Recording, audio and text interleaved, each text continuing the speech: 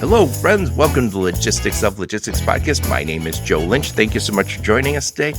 Today's topic is Beyond the Rails and Roads, the State of Intermodal with my friend Ann Reinke.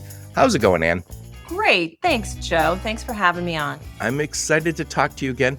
Ann, please introduce yourself and your company and where you're calling from today. Sure. I'm in Calverton, Maryland. That's just outside of the Beltway in case we have some DC, Maryland, Virginia natives and they know what that means. I am calling you from IANA, the Intermodal Association of North America. It is a 34-year-old organization representing the interests of the intermodal industry. So who might that be? We have ocean-going vessels. We have drayage carriers. We have Class 1 and short-line railroads. And we have various equipment providers and suppliers and BCOs. We have over 1,000 members. Wow. So, Ann, many people will probably listen to this before, heard me interview you when you were at TIA. So you were relatively new to IANA. When and why did you join? Yes, I started in December. So I'm really seasoned. I've got 4 months under my belt. So I know everything that there is to know. No, I was at TIA for 4 years and I was not looking to depart. But I got approached just to have an interview. And I really thought, to tell you the truth, I really thought that they were just doing it to be nice and just make sure they're doing all their due diligence. And I didn't think that my predecessor really was going to retire. I thought that they had an heir apparent, all this stuff. Anyway, they ended up approaching me and asking me to come over here. And as Joe, as we've talked, I worked in the railroad industry for years and years. And so there's this sentimental attachment I have to railroads. So now I've come back and I interact with the Class 1 railroads. They're on my board. And so perhaps it's a little bit like coming home. Yeah, that's nice. And it's funny because I think TIA is very well known in the transportation logistics business. I feel like IANA is not nearly as well known. And I know you're going out to change that. That's right. And yeah, TIA, because it's the only organization representing the freight brokerage industry, it really has a distinct identity, a role to play. They're hustling out there representing the freight brokers. So IANA it's interesting because it's representing a business line, if you will, corner of the economy, but the industries that are represented are also represented by their own associations. And so it has this kind of sweet spot that we are interested in the interaction between multi-modes. So we have a lot of partners, but we don't have necessarily everyone who's represented just caring about everything that's part of that mode, if that makes sense. So we really have to straddle that line. They hired me because they know that we have a profoundly important role to play. But as you mentioned, not very well known. Known amongst those who perhaps do intermodal, but not as well as they should be. Yes. And I think we'll get into some of the details of what intermodal is. And the reason and you mentioned BCOs and the short line railroads. This is a world that is all around us. And I always say this, you're driving in your car and you go, where the hell does that railroad track go to? I know it's going to nowhere. Those are those short line railroads that are critically important. They aren't particularly well known. And containerized freight, and the people who do it know it really well, the freight forwarders, but I feel like it's compared to trucking or freight brokerage, the whole intermodal space is a little bit of a hidden gem in our economy. No one knows it's there, but everything, the chair you're sitting in, the chair I sit at, the desk I'm at, probably all came in a box. 100%. Yes. And when the supply chain dysfunction and the port crisis of 2021, our members were desperately trying to make it work. And the ones that were most profoundly affected because America has a lot of consumer goods that come in containers. That's how they come by and large. They come in containers. Yep, it is. We'll talk more about that. By the way, I actually wrote it down. I've referenced this book that I never remember the title other than The Box. How the shipping container made the world smaller and the world economy bigger. Anne's holding it up for those watching on video. It is an excellent book. I listened to it, and basically it talks about before we had intermodal freight, which is basically late 50s, 60s, and they got really popular during, I think, Vietnam. it all of a sudden became intermodal, and world trade became economical, because before that, unloading the boat and loading the boat was so expensive and so much damage and so much loss that you're like, we can't do it. We're not going to ship anything. And when we started with those boxes, you can unload those boxes out with the cranes and load very quickly, unload very, very quickly too. It changed the world.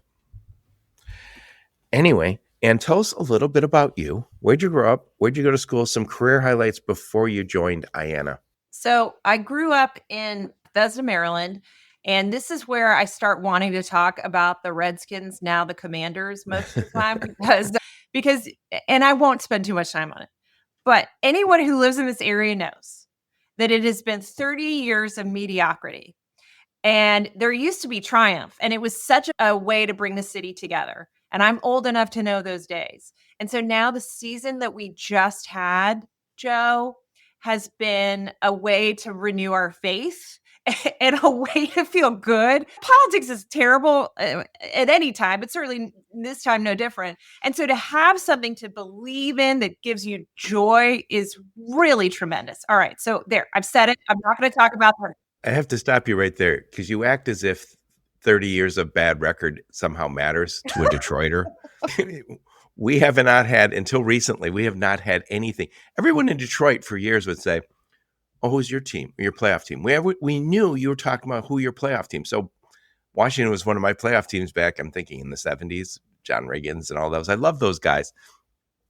Pittsburgh was one of I love Mean Joe Green and all those guys. Patriots for years, and Tom Brady, they were my playoff team. We have never been in a Super Bowl.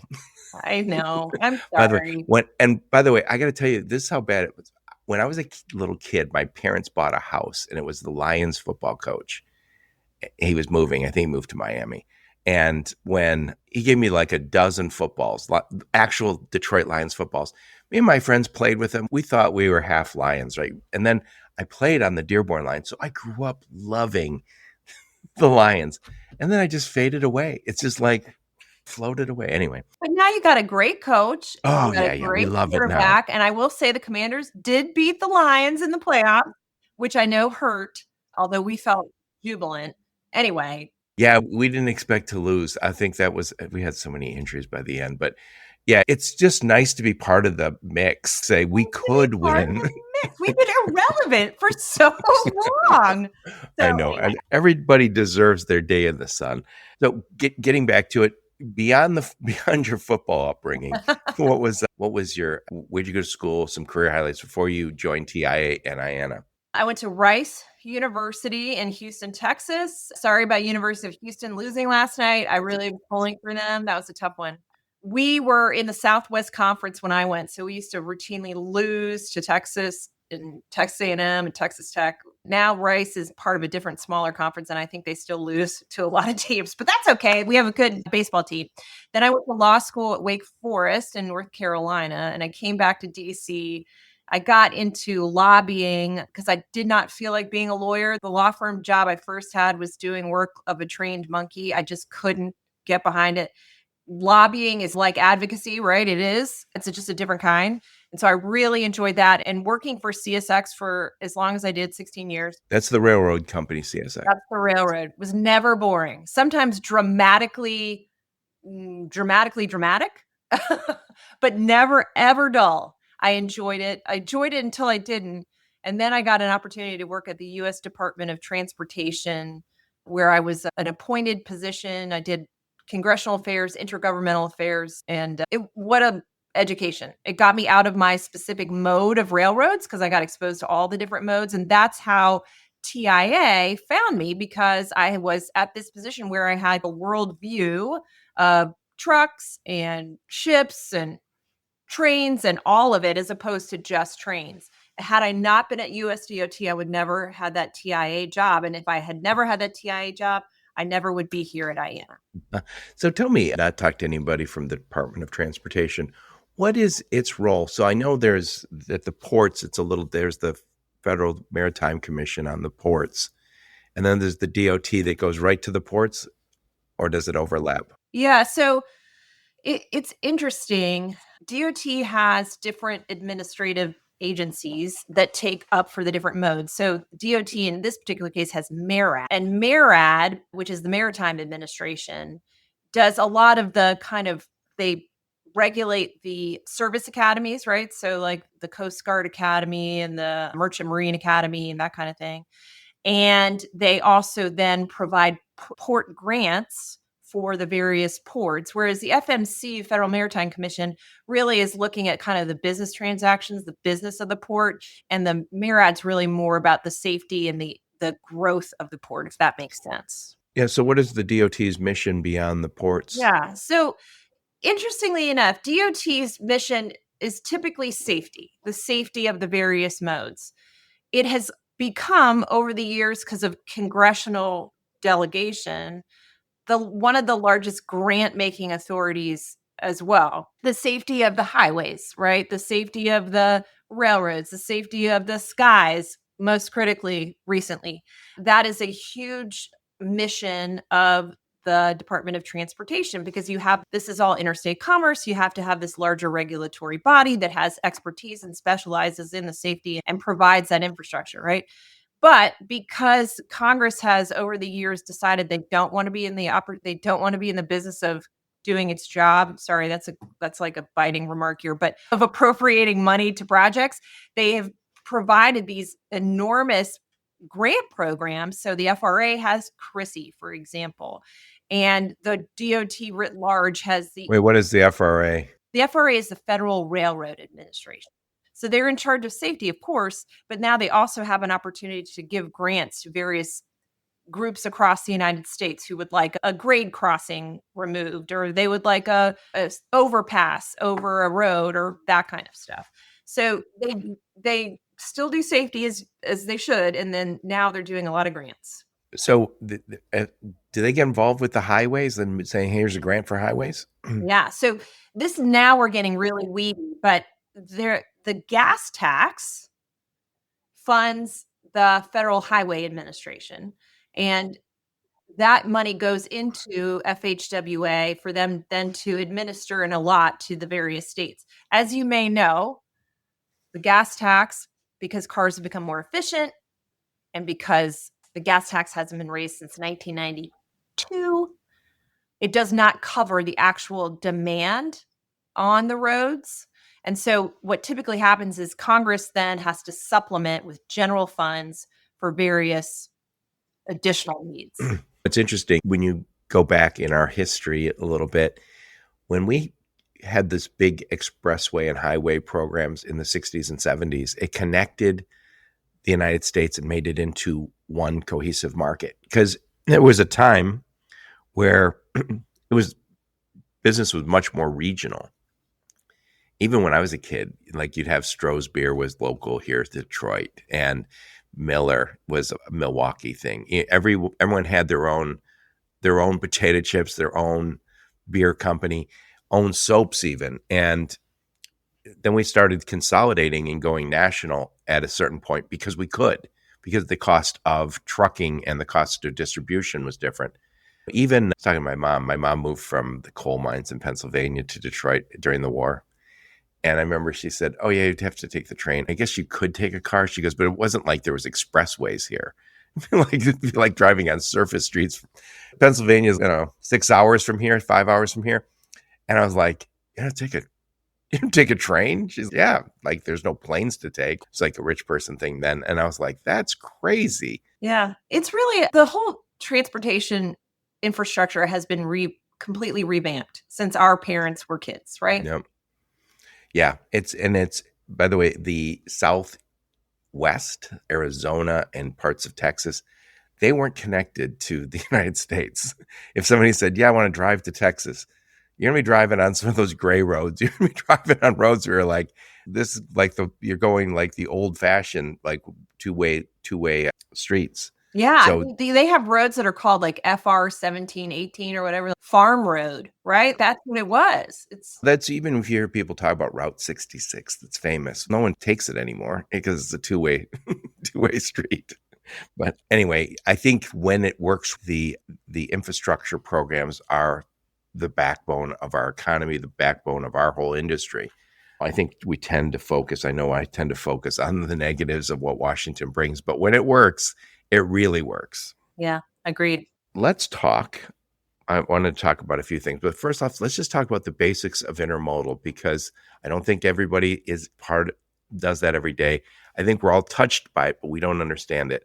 So the intermodal is those big boxes, the shipping Yeah, it's boxes. the And containers. That's exactly right. I know I've asked this other people, but I'll ask you. The shipping containers, who owns those shipping containers? Is it always the shipping companies, the big boat Yeah, companies? typically it's the steamship lines that own those containers. So more and more of those boxes have technology in them, cameras, sensors, so we can see if it's cold. If we can see, I saw recently somebody said there's sensors that can detect if there's humans in those containers, and sensors that can detect if there's fentanyl in those containers. So I think the shipping companies, are they going to be the ones to upgrade all these containers to this stuff when we want that? Or are there separate companies? I think there's leasing companies that also own those boxes.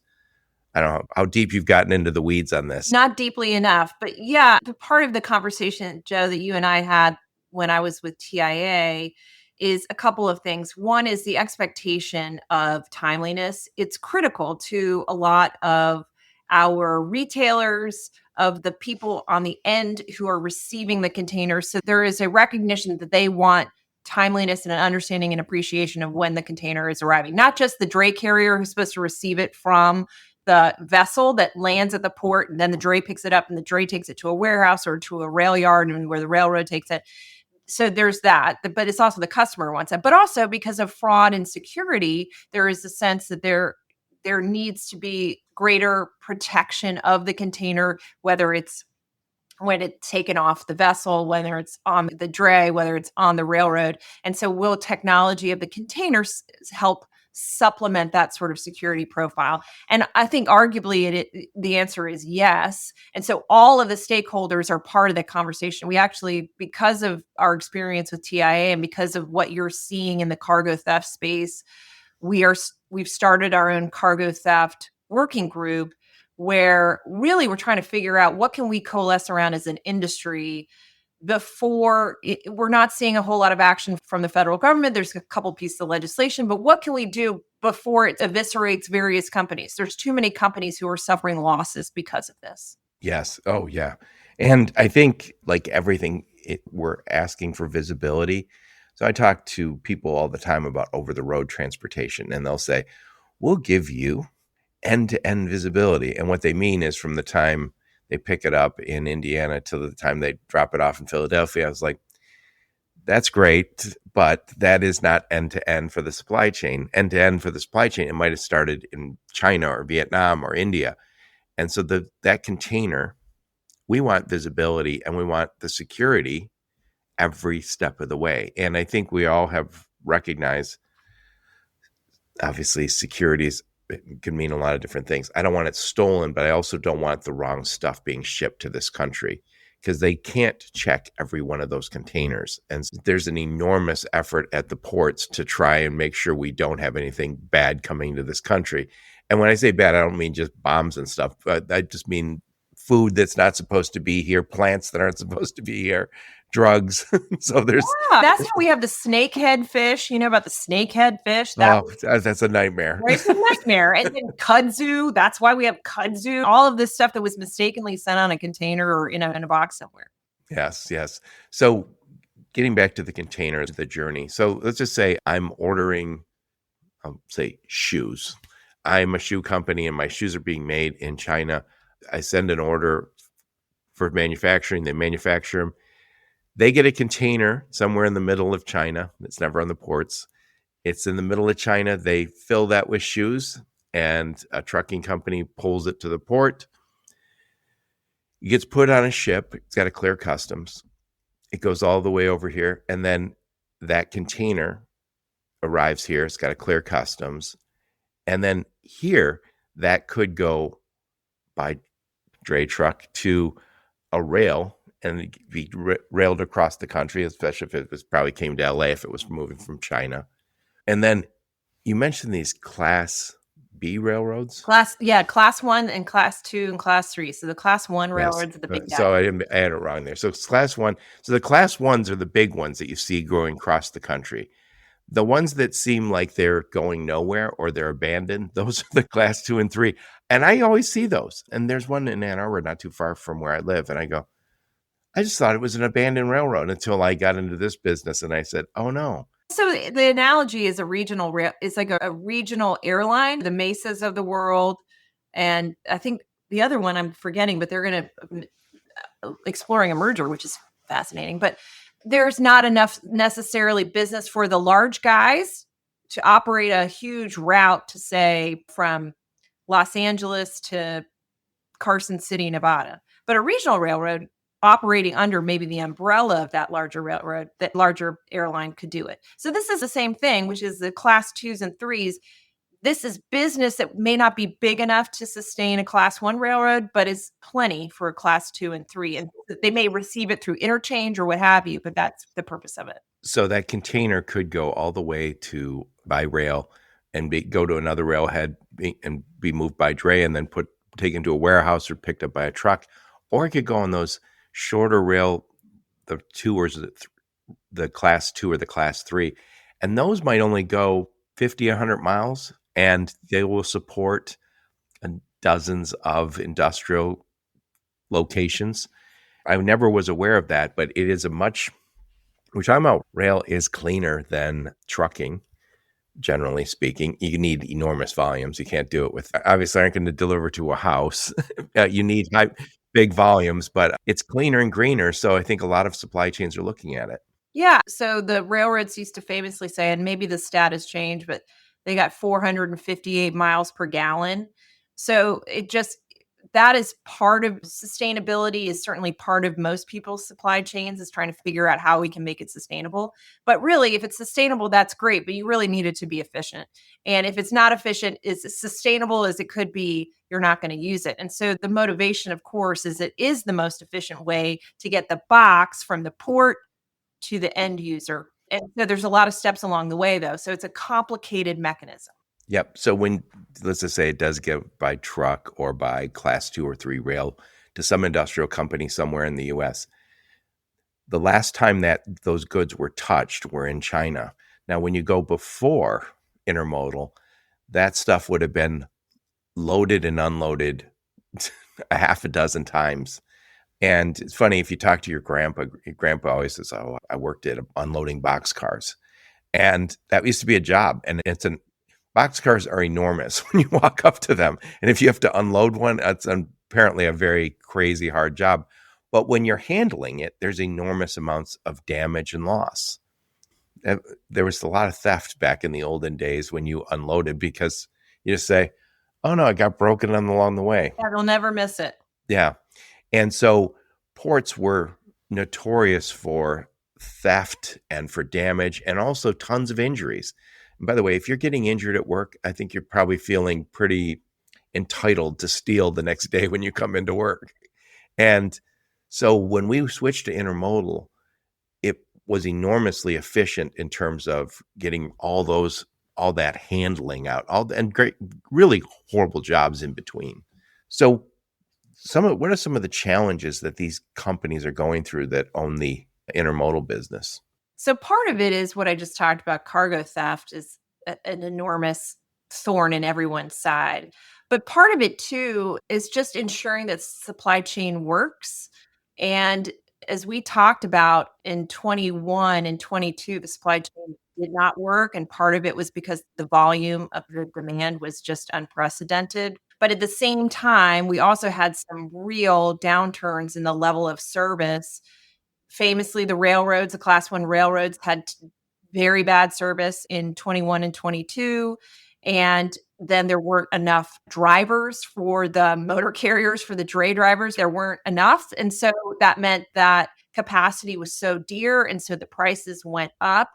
One of the things that we have advocated for as a consequence of all of this is that the independent driver, that model exist and be allowed to prosper, as there are states, California namely, that is essentially trying to outlaw the independent contractor. And that really has an impact on the dray driver mostly, because those are, by and large, 80% of those folks are independent contractors. Yeah, that was AB 5, I think, is the law. And I'm not positive of this, but I think it's made it difficult to do Uber or Lyft because those were considered contractors. Yeah. I And think it, that was and the initial motivation. And then instead there's all these unintended consequences, you know? yeah, that's a truly bad law. And what's happened over time is anybody who's connected gets an exception. So what was wild, I saw a video where a guy was a musician. And he says, I got this gig. I'm going to get paid like $5,000 to go play. I got a drummer and I got a guitarist. I got these guys to come on stage. I have to make them employees. They're not employees of mine, except I have to make them employees for the day because they played with me. And just a huge hassle. But those dray drivers, not only do they have to be, again, they're being hassled by AB 5, but I think there's another challenge, which is I think you have to go electric there. So there's an emission thing. And by the way, I understand everybody wanting to reduce the emissions. From what I understand, LA Long Beach has some emissions problems. It's the nature of their weather there, but not everyone's going to go buy an electric vehicle to do that. Yeah, we all know this. The technology is not there yet. It's highly inefficient and would completely constrain the logistics industry. And as a consequence, the movement of goods in the state of California. And one just wants a recognition of that. Look, we all have high, lofty goals of having a cleaner environment, and it's a worthy goal. But let's have a recognition of the pragmatic realities. And that's, I think, what is disturbing to many in the logistics space, if it's be it a railroad or a truck or what have you, is that there just seems to be an absence, the devoid of recognition of the reality. Yep. By the way, there's that, I don't know, I think a lot of warehouses, and I think they call it the Inland Empire area. As Phoenix became a freight hub just suddenly, Yeah, there you know why. it's 300 miles from LA Long Beach, and the cost is much cheaper. I think it's 30% cheaper. It's a more business friendly state. And I know I talked to the economic development people from from Arizona. They're looking at ports, I think, in Mexico that can also at some point deliver to on the west coast, obviously, of Mexico. Now, those aren't developed ports like Long Beach or LA, but I think we'll see competition for the port business. Not that we're anytime soon going to replace LA Long Beach. If you aren't business friendly, if you make it really hard on us, we're going to look around. And that brings me to another point here. We have ports all over. We have them on the West Coast. We have them on the East Coast. And I think during COVID, we all became aware that there's jam up on on the West Coast. And some of that stuff moved to the East Coast. But I think what we've seen in the I'm going to say last 5 years, is a recognition that we can go to any port we want to. And I think the fastest growing port is Savannah or Virginia. I think so. Yeah. And that's a newer port, and I should say upgraded port. And obviously you see a lot of business being done there, but I think New York, for the first time in 50 or 80 years or something, was busier than Long Beach or in LA a year or two ago. I don't know if we'll see that on a regular basis, but I think because they were a little easier to work with. Yeah, it's interesting. The impact of the part of it was the negotiation of the longshoremen's contracts, which then came east, right? And there was this fear of a rail strike. And so people will do whatever they can to adapt. And if it looks like they're not going to be able to get into a specific port, then they're going to find another way to get to another port. You're exactly right. This is the business. We're in the logistics business. So we'll figure it out. We are not going to cry to the heavens and say, why, God, why? We'll say, all right, what can we do instead? We have, when we say Longshoremen's Union, there's two of them, one for the West Coast, one for the East Coast. And if the West Coast one is having trouble with the shipping companies they're working with and start slowing down the business, it moves to the East Coast and vice versa. But from what I understand, they're two separate unions. And I keep thinking, I'm not a union boss, but if I was, I'd say, you guys should merge. Yeah, that would be beneficial. But as a business person, I was like, no, please I don't know. merge. Would that be beneficial to them? Probably. I don't know. Maybe. I don't want to opine. Anyway, I think also we've seen in recent years, we saw the drought down in Panama, and and I think that's 5 or 6% of global trade goes through there every day. Then we had the Suez Canal, which you got to go to the Red Sea to go to the Suez Canal. They had the Houthi rebels up there. So that's a 10, 11% of world trade. We had to go work around those. We have a war in the Middle East, we have a war in Europe. And so we saw all sorts of movement among these shipping companies and as the customers. And I don't think we would have seen that 20 years ago. This is what thing it goes from here to there. It's too hard to change. Now I think the technology and the customer expectations drive us to say, oh, okay, Panama's not working. Cool, we'll do it. We'll get it to LA and ship it by rail or whatever has to happen. I think that's exactly right. You're exactly right. Customers expect timely delivery and they expect you to figure it out. It's not our problem.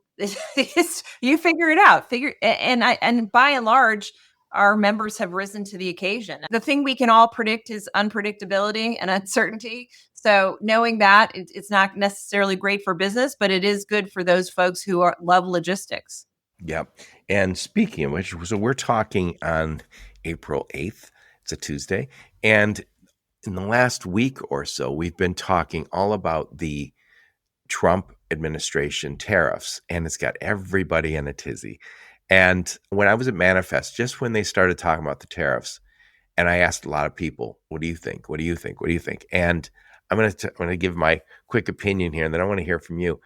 I think in the long run, we're going to reposition supply chains. We're going to move a lot of stuff that has been in China, and we're going to move it back here. So we're going to see those tariffs probably stay high for China.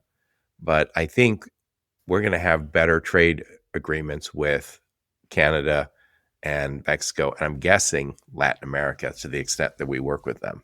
Yeah, I think so. Our members are split on this. We are not all of one mind about whether the tariffs are going to benefit our businesses or not. But we are unified in the notion that businesses do not thrive in uncertainty, and one wants there to be an end game. So if the end game is we sign better deals with countries with whom we do business, then by all means, that is a benefit. But if the end game is just this is what we're going to do and this is how it's going to be, I think that is potentially debilitating for kind of future consumer demand, the destruction of demand, and what have you. Now, I am not a prognosticator. I cannot tell you what's going to happen. But one hopes that there is an understanding and appreciation that there be maybe a deal that actually works long term, that we don't just do this ad infinitum. Yep. And yeah, I don't know the right answer either. I've heard different people talk about it.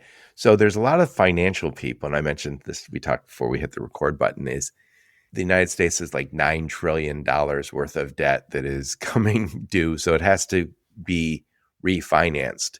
It was refinanced originally at a very low interest rate because interest rates are low then.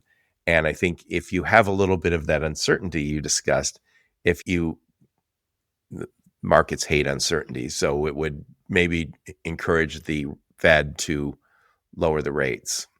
And I don't know if I've heard a lot of financial people say that might be part of this. I don't know. I'm just saying what I've heard. There's another aspect to this, which is we have done business with the global economy basically growing since World War II. And we do have some tariffs that encourage business to leave this country. And I think if you look at the bottom 50% of this country, hasn't done as well as the top 50%, obviously. And I think some of the thought is, could we bring some of that manufacturing home by creating tariffs that encourage supply chains to reposition? It's going to be a lot of work for the intermodal people. And you guys aren't just about international freight forwarding. You're also about moving containerized freight around the U.S. So it's not as if you go, oh, we're very concerned about business going away. I think just as you think through, and again, neither one of us are economists or prognosticators, but would the country accept if we do move some of the manufacturing to the United States? We pay a higher rate of pay, bar none, than say the Philippines or Vietnam, an extraordinarily higher amount. And so would our citizens then be prepared to then pay a lot more money for something they've become acclimated to spending not as much money on? And that's to me a pretty big question. Yeah, you mentioned demand destruction. There is a thing called demand destruction, which is if that car that I wanted to get and it came from Mexico and I was going to pay 50 grand, now I got to pay 65 grand. I'm not buying that car anymore. Like that is just the demand, the destruction of demand is a big thing. It's going to be interesting because I've always joked on my podcast that our government has a manufacturing fetish. They love the idea of manufacturing. And I think it's because they harken back to post World War II America. 80% of the production on Earth was here. We're one of the only countries that didn't get bombed. We had a healthy economy. And so we could pay people, and there was unions, and there was nobody to compete against. There was no Korea or Japan or Europe making cars. It was just us making cars or whatever we're making. And people got paid really good money. That's the 50s and 60s and 70s. And then it changed as we went global. And I think the global economy benefited us because we all got cheap goods. But if you're a manufacturing guy in Flint or Cleveland or so many other manufacturing hubs, yeah, life got a little harder if you didn't adjust. And we became the largest service economy as recognized. And so it's hard to unwind that. How do you go how do you go back 50 years? And Yeah, so we're not going to need the manufacturing heads. It will be automated because we don't have the heads right now. And by the way, I always joke about it when we say, "Yeah, we want good manufacturing jobs." And I said, "Yeah, but do you want your kid to go work in that factory?" I can introduce you to my kids because they aren't going in there. By the way, I had one of my daughters work in a manufacturing plant for 6 weeks, and she hated it, of course. But I always think forevermore, she knows what it's like to work in a well, yeah, factory. I think that's an important lesson to learn for sure. Everyone should have a job that they hate in that capacity. You learn a lot from a job that you hate. Yes, exactly. So we're going to have some big changes with the. And one other thing I should mention: when you hear the talk of the tariffs, you always hear this trade imbalances. We see that trade imbalances with the intermodal because the shipping containers come here full and leave here to go back to Asia empty. And most of the containers, from what I understand, are empty. Now, I think we've tried to get some things that we ship out, Yeah, we still ag exports, for example, but it's coal still exports. largely goods coming here. We send out a lot of the raw materials for it to be processed elsewhere. So the containers usually have the finished goods, but now more and more, some of the stuff that might have been bulk, like agriculture stuff, is going in containers. But if we had these tariffs over the next coming decades, we would see more and more of the stuff, the trade imbalance going down. We'd see more stuff processed here. It would be interesting to see if how many containers would leave empty compared to now. Yeah. Joe will have to get together in 5 years and figure Yeah, it out. exactly. I don't Exactly. know. Exactly. So I want to talk a little bit more about what IANA does. Again, your members are the shipping companies. Yeah, so we have the shipping companies, so the actual ships, those companies, those folks that handle 76 million loaded TEUs annually, the marine vessels. We have the motor carriers, and so we have what is it? 98 million drayage moves annually. So that's just on the intermodal side, 98 million. Just think about that for a second. And then we have the railroads, and that's 18 million loads moved by rail annually. Then we have some 3PLs. Those are the folks who are just focused on intermodal. TIA represents all the 3PLs, and our 3PLs just do intermodal. And then you have suppliers, and those are the folks that lease the chassis or who have they service the containers, so they make the containers, that kind of thing, or the trailers. It's a pretty robust membership of people who care about intermodal. And one of the things, Joe, that I mentioned at the outset was that our mission is to grow the intermodal industry. So we represent about 5% of the freight marketplace. We think that number should be higher. Is it going to represent all? No, because there's a very successful over the road trucking industry. We're never going to replace that, but it certainly could be larger where we could divert some of the truck moves to intermodal and assure the efficiencies of that. Yeah, that's not an easy thing to do, but it's a really impactful thing to do. If you can say, oh, we've got 30 truckloads a week going here, and you say, oh, can we do that on rail and do it for less money and a cleaner move? By the way, I joke about this when I talk about railroads. If you ever drive through Chicago, I've made that trip a million times over to Milwaukee and back. And when you're in Chicagoland, there are so many trucks. I'm like, why am I the only one not driving a truck? And I used to think, wouldn't it be great if they had their own expressway? And then you notice running adjacent to that is the rail. And you go, that is That's right. their own rail right there. And those rail cars, what are those, 400 cars sometimes? I mean, all the railroads meet in Chicago. So yes, you're exactly right. And so over the road to us is has an enormously vital role to play. It's just Oh that yeah. for the I'm not going to longer replace it. distances and for the bulk categories, there's no replacement for railroads. Yep. And I think if we can get that to be an option, and for many times when you're talking to a freight broker or to a trucking company, they don't have that option because it is a unique skill set. Some companies say, oh, no, we absolutely know how to get you on the rail, but not everybody. I would say it's a minority skill set in the brokerage and 3PL space. Yeah, and we hope to make it bigger. Yep.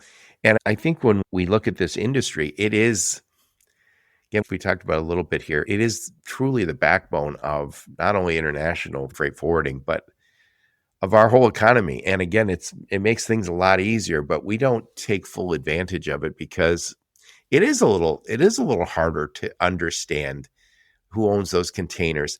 It's when we call it intermodal, those we don't usually see this happening in trucking where you say, hey, take my truck with you. Go ahead and take my trailer. You're like, Yeah. we do have those agreements, but those are even rare. These containers move around the world and we trust that we're going to get them back. And I joke about it. How many times do you go somewhere and you see a container and you go, was that decommissioned or just lost? Now I will tell you, you're exactly right, or somebody living in it because now they're turning containers into houses. But one of the things that IANA also manages is the agreement for the industry agreement that outlines the rules for the interchange of that equipment. So it's between the vessels and the intermodal trucking companies and the equipment providers. So the ocean carriers, the railroads, and the equipment leasing companies, and then the drayage carriers. There is an agreement that is essentially responsive to how that container is treated and handled and all that stuff and who has responsibility for what. And why is that beneficial? Because first of all, you all know what the operating rules of the road are. Second of all, that means the drayage carrier doesn't have to have 30 different contracts with 30 different ocean going vessels and railroads and equipment providers. There's one model contract that everybody understands. And so we've governed that process too. And so it really is beneficial because that means 95% of our equipment interchanges are managed under that agreement. And that means that there's a level of understanding and certainty in the interchange of that equipment. And that means we know where it is.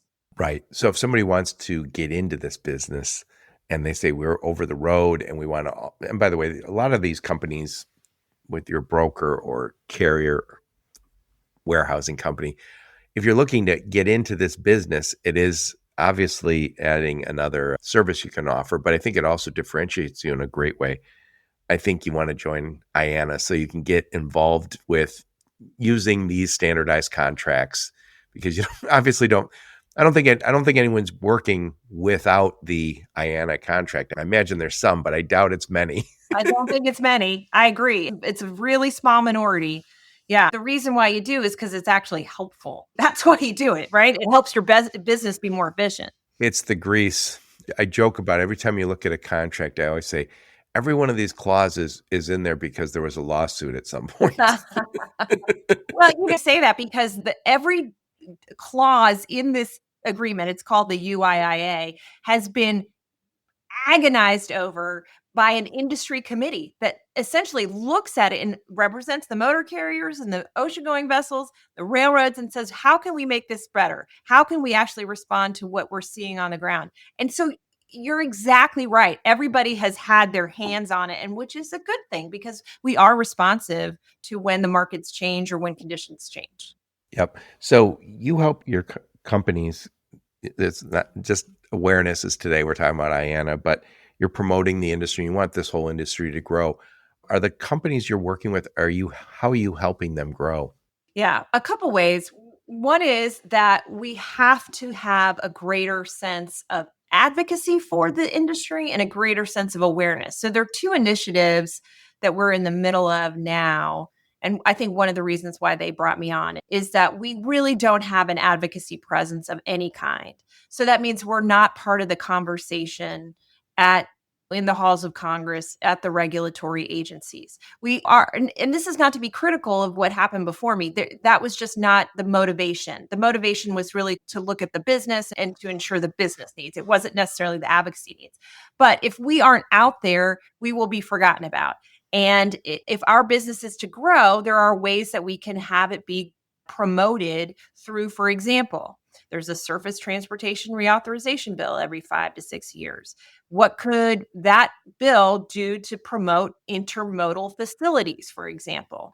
And so just looking at ways where our industry can be promoted or protected in the sense of the independent contractor, which we talked about. The other thing is, you said you had never heard of IANA until you met one of our colleagues last year. Yeah, I met Piyush at the cybersecurity conference. Yeah. And so I have heard that not just from you, Joe. And so part of the other big initiatives is public relations. How do we get the name out there, not of IANA necessarily, but of intermodal and why intermodal is so beneficial to your business? If they don't know about us, they're not going to use intermodal, right? We don't want to be the esoteric thing for the folks who know. We don't want to be an insider's club. We want to be in everyone's club. And so that is something that we are very focused on. And it takes a lot of blocking and tackling. It takes a lot of going up and doing shoe leather on the hill and saying, you probably never heard of us before, but here's who we are and here's why we do it. And so it's going to take a lot of work, but it's work that we have to do. And I'm excited to do it. Yep. I think when I think of intermodal, it is a relatively new business compared to cartage and trucking. It's really started in the late 50s, 60s, and it grew in the last 50 years. And I think we really didn't become a global economy where intermodal really started becoming a daily part of our lives until the last 30, 40 years. Yeah. And part of this too is as lines of business have diminished. So, for example, railroads have known to be the carriers of coal, right? The amount of coal that the nation is using has gone down dramatically. I think it used to be some over half of their revenue came from coal, and now it's down to 26%. So that means that they have to rely on other businesses. And because as we said, we're a service economy, we're importing a lot of consumer goods. That means that intermodal has become a dramatically more important share of the railroad business. And so we are there to help promote it, to make sure it's efficient, and to make sure it's safe, and all of the above. So you have two conferences coming up here. One is coming up May 5th to May 7th. So if you want to go to that one, it's tight timing. But what is that conference? Where is it? And why should people consider getting to that conference in Kansas City? One of the benefits of IANA membership is that you can engage in our committees, and these committees deal with the operations of intermodal, how it actually works. They deal with the maintenance repair, what are the issues that we need to talk about, whether it's blown tires, who has responsibility for that, or who has responsibility for chassis when they go through a toll booth, who's paying that fee, right? All of that stuff. So we have these committees that come together and talk about and address the issues that face them day to day. And eventually they can come up with some really good ideas that become sort of industry standards. We're setting the standard for our industry. But we also have big picture discussions about, we'll have a discussion about safety and security. We'll have a discussion about what's going on in Washington. But this is really for those folks who want to engage in a deeper level on those kind of day-to-day blocking and tackling issues that affect the intermodal industry.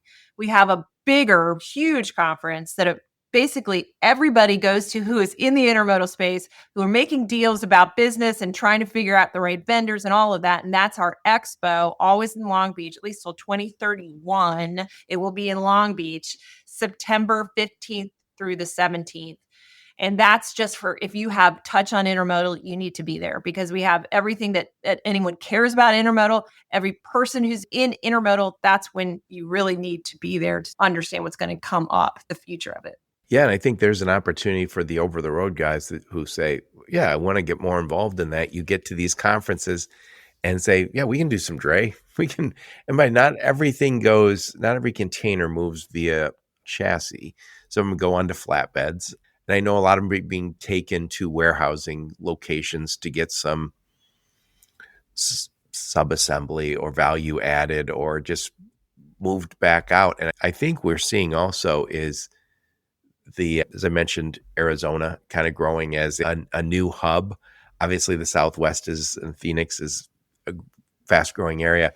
I think there's just so much opportunity to start expanding whether it's a brokerage or warehousing company or a trucking company, expand into something that gives you a competitive edge, because it is sometimes becomes a commodity sale and no one wants to play that game. No, you're exactly right. And anticipating, it's really called mix, right? So not only do you have market share mix in terms of the commodities that you represent, but also modal mix is, how can I make sure that I am doing the best for my customers? And having that piece of it is enormously helpful.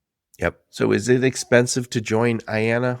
We have not raised dues in 34 years. So no, it is not. Oh, Incredibly reasonable. I may change things and say we should all start raising dues next year. But for now, no. well, get in now. Get it now. It is a deal. It's a steal. It's so much of a deal. It's a steal. I would highly encourage it. So what you do is you get discounts on these conferences, but you get to be part of an industry that you can A, try to understand, B, actually have an impact on, and C, talk to the folks to make your business better. Yep. Yeah. And I think the expectation, as we've said at the beginning, the expectation is everyone wants their supply chains to get better. And I think we're going to see a lot of movement of supply chains. We're repositioning supply chains over the next few years. And I think we're at a point where if I'm talking to a logistics company, I don't expect them to say, just tell me where to pick it up and where to drop it off. I want you to come in and be consultative. I want you to be an expert. I've said this before. I've had this conversation with somebody who does hazmat. And I said, oh, tell me about your business. And they said, we pick up hazmat. We do hazmat shipping. And I said, what makes it hazmat? They go, the customer calls and they said, it's hazmat. I go, yeah, but you're the expert. What makes it hazmat? No, we're not. They say it's hazmat. We get them a hazmat truck. And it's not a horrible way to live your life, but ideally, if I was moving hazmat, I would say I want to work with Ann because she is the foremost expert on hazmat and how it needs to be disposed and how it needs to be moved. I think today's supply chains expect that level of professionalism. I think you're right. That's why the 3PLs that we have and value, the intermodal marketing companies, they get that because that's their business. It is their business to get that. And so I think it's important to have that recognition that you do have to be an expert in this and really love it. And fortunately, our members really do. Otherwise, they wouldn't be so focused on growing it. Yep. I love what you're doing. So I'm going to try and summarize, and I'm going to get your final thoughts on the topic. So today's topic is called Beyond the Rails, the State of Intermodal, with my friend Ann Reinke. And so we talked about what is intermodal, and that's all those shipping containers that you see. Most of them come from Asia to us, and we send empty ones back. But you see them moving on rail, you see them moving on truck. It's a super important part of our economy. I mentioned the book, The Box, How the Shipping Container Made the World Smaller and the World Economy Bigger. Excellent book. Please listen to it. We wouldn't have the global economy we have without these boxes. They have truly revolutionized our world. And I don't think enough people in the logistics business have a full understanding of this whole world that lives around us. You see those railroads, you see them move containers, you see them sitting in parking lots. This is really, again, a backbone of our economy that is somewhat hidden. And when we talk about trucking or freight brokerage, I feel like everyone goes, "Oh, I know what that is." Or I know I got a cousin in that business. Intermodal is just a sort of a undercover. And I think all this is going to change because Anne is going to make IANA a household name. Lord willing, Lord willing. Yep. And you have two conferences. One's coming up, Kansas City, May 5th through May 7th. And that's more of a business meeting. But the real big one is the IANA Expo in Long Beach, September 15th to September 17th. Please send me links to all the IANA stuff and a link to, I'll make sure I put a link to this book also. And final thoughts on the topic, Anne Reinke?